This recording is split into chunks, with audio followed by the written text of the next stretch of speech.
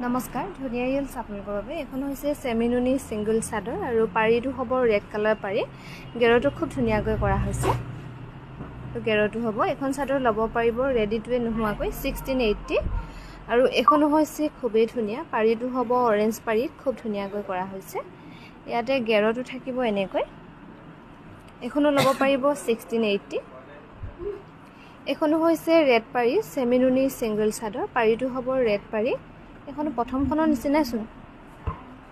এখনো গেৰটো এনেকৈ বনোৱা হৈছে এখনো ল'ব পাৰিব 1680 আৰু এখন হৈছে গ্ৰীনত এখনত আপোনালোকে গেৰটো নাপাব গ্ৰীনত হ'ব গোটে চাদৰখনৰ এনেকৈ ডিজাইন কৰি দিয়া হৈছে এখনো ল'ব পাৰিব 1680 টকা